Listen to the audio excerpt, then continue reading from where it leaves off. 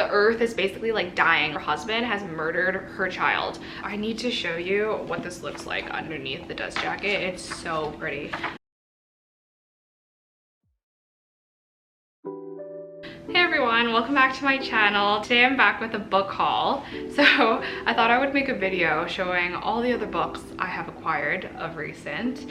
And I have kind of surprisingly a lot. Like, I didn't realize I had hauled this many books, but yeah, here we go. Okay, so the first one is Beasts of a Little Land. This one is by Joo-hee Kim. I had not heard of this book. I think I came across it on YouTube. I was just like watching random book review videos, and I found this one and it intrigued me because it's historical fiction set in Korea, and it's set in 1917, so when Korea was occupied by Japan. The synopsis of this was super striking to me. So one of the characters in this book is like an impoverished hunter, and then one day he saves a Japanese officer from a tiger, and this sort of intertwines their fates together from that moment on.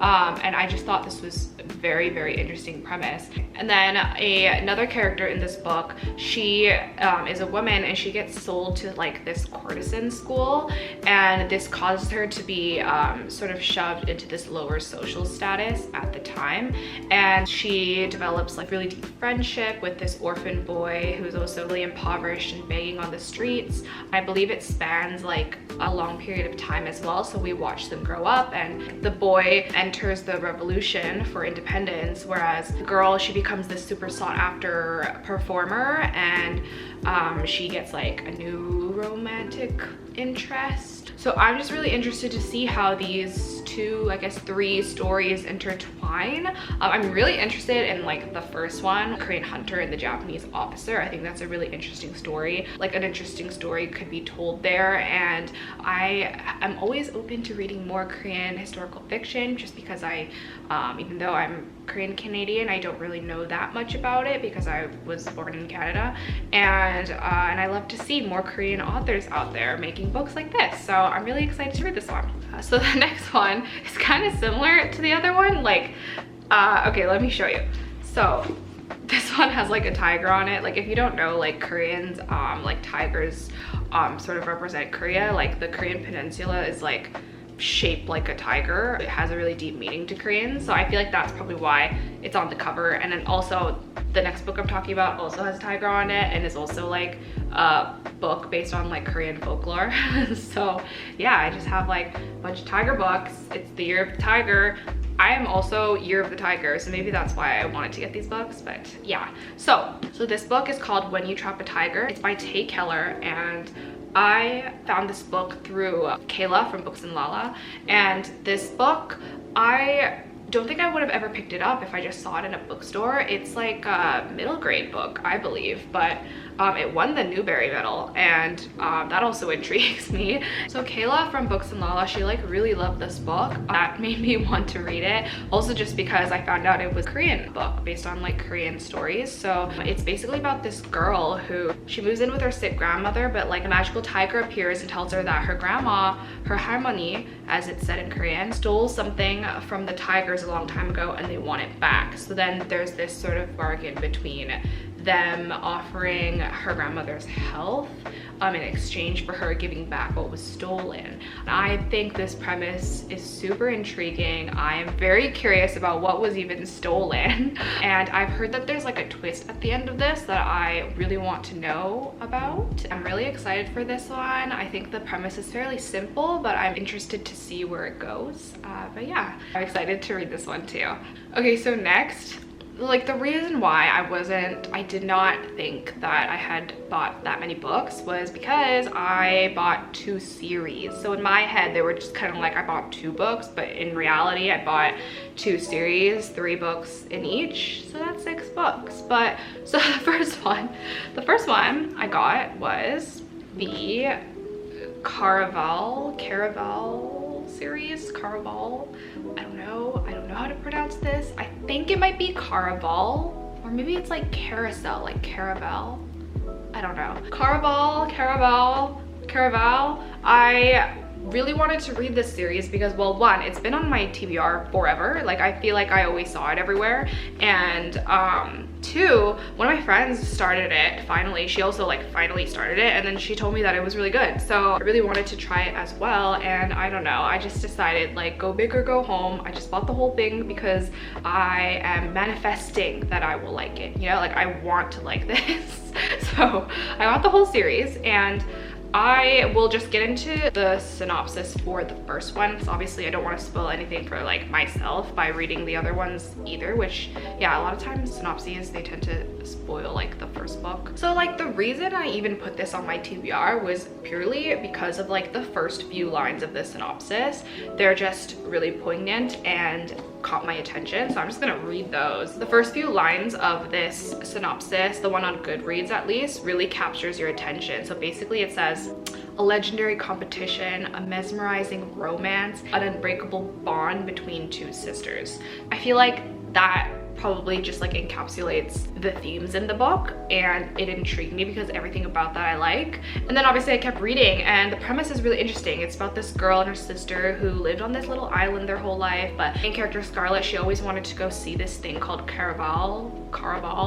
I think it's like this show or performance. Like the synopsis doesn't really make it super clear. She always wants to do this, but then her father, who is like also like a not so great man, arranges a marriage for her, and her dreams are sort of crushed of going to see Carousel once. But then what happens is Scarlett gets an invitation to go to Carousel, so she and her sister, with like the help of like a sailor, like a mysterious sailor it says, go to Carousel without their father's permission. The organizer of Carousel, his name is Legend, he kidnaps Scarlett's sister, and then I think that becomes like the point of the game. The reason why I'm confused as to whether Carousel is like a show or like a competition is because her sister gets stolen and she needs to immerse herself into the 5 nights of Carousel to try to save her. So I think it's kind of like a mixture of both, like a performance, but it's like maybe it's like really actually a game of survival. I don't know. Yeah, that's like the ending of the synopsis. It's just that she needs to like save her sister during Carousel, or else there'll be deadly consequences to her.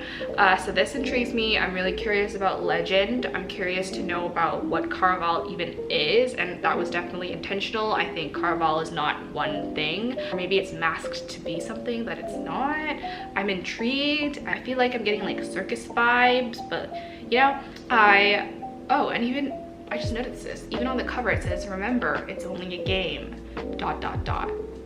But is it?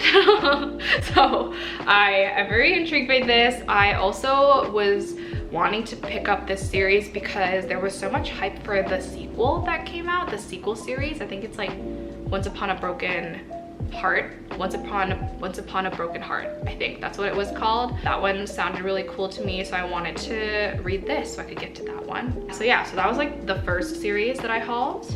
So the next series I hauled was the 5th season. So this one, I have been wanting to read this for such a long time, but it kind of intimidated me because it's like an adult fantasy series, and I actually haven't really delved into that world yet, but one of my goals this year is to do that. And so one of my favorite booktubers, like if not my favorite booktuber, is Reagan from Peruse Project, and she always raves about this series, so I wanted to give it a shot. Like it's in her like god tier series, right? So I decided to try one of her god tier ones this year, and I chose this one, and I just like, I usually like anything she reads, so I decided to just buy the whole series. And honestly, I'm pretty sure I will like this. It even got the Hugo Award. I believe all 3 of these got the Hugo Award, which is crazy. I am really excited to read this. I actually didn't really know the premise of this book because I always just like watched these videos where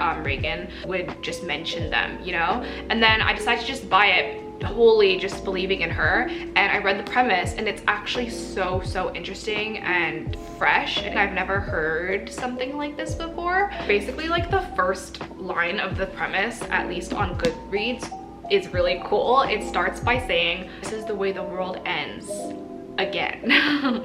So that really intrigued me. Basically this book is like set in an apocalyptic world, like the empire that the main character, a woman, lives in, it like breaks down and civilization sort of collapses. What happens is this woman, she comes home to her husband and kids only to find that her husband has murdered her child, or one of her children, and has run away with her daughter. And this is like within the backdrop of like the empire collapsing due to like some madman, and environmental things are happening, like some rift opens and like all this ash is entering the world. The earth is basically like dying. There's no clean water, no sunlight, the land is not arable anymore. So within this backdrop, this woman, this mother, she goes on a quest to save her daughter from her husband, which I'm so curious about that. Was this just a random thing? Were they in love, or was this like an abusive relationship? I'm so curious, and I'm really just intrigued to see the relevance of this being set in like a political backdrop of nations fighting for resources, like basic resources, because that's the most important thing now, and the earth is just collapsing as well. So I'm interested to see how this all relates to each other and how they will be important to each other plot-wise and character-wise. So I'm really intrigued by this, like even more so now that I've read the synopsis, and I'm excited to read this. I probably won't get to it this month, but I think it will be like my first pick for the summer. Let me know if you have read this series, because I don't actually know of a lot of people who have read this series. Like I see it all the time on Reagan's channel, but other than that, I haven't really seen other people read this. So I'm curious to see if any of you have liked this series and would recommend it as well. Okay, hi, my battery died, so I don't know if like the configuration is still the same, but I'll keep going. So this series I'm super excited for. I'm hoping like my personal hype for it, like I hope my experience will live up to that. I think I will. Like it seems really interesting, and I know that the writing will be beautiful, so I'm excited to read this one. Okay, and lastly, I forgot to talk about this book, but so we have King of Scars by Leigh Bardugo. So this book, this stunning like golden book. Also, I need to show you what this looks like underneath the dust jacket. It's so pretty. I was shocked. Like I bought this book and I didn't even realize until like a few weeks later, I just like randomly took off the dust jacket, and look at that. Like look at that gold foil. I'm so excited to read this. I'm not going to talk about the synopsis for this because it would just spoil all the other previous series from Leigh Bardugo. So this series is basically a spin-off like sequel series to the Shadow and Bone and Six of Crows series that Leigh Bardugo wrote. I didn't really like the Shadow of Bone series, but I love Six of Crows, and I just thought it was like high time for me to read this series as well. I have heard like kind of mixed things about this, but at least this first book, but I've heard that the next books are like books. I don't know how many are out, but I know at least like the one after this, people are like, that one's really good though. Like this one's like a little bit mixed opinions, I think. I bought the first one for now. I didn't like jump the gun like I did with the other ones. I just bought this one, and I know I will like it at the least because I love Leigh Bardugo's writing, and I'm really excited to get to this one too. I'm excited to see like certain characters and what they're doing after the events of the other series. So yeah, I'm also really excited to read this one.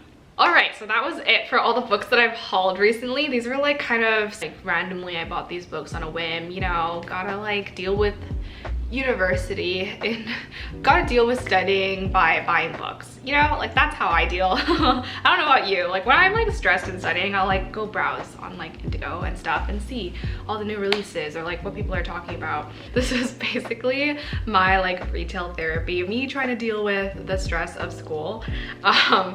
Yeah, like all of these were like the result of me like panic stressing and ending up on the Indigo website just scrolling and adding books to my cart. But I hope you guys enjoyed this video, and let me know if you have read any of these, if you plan to read any of these, your thoughts on them. So yeah, that's the end of this video. Thank you guys so much for watching, and I'll see you guys in the next one. Bye.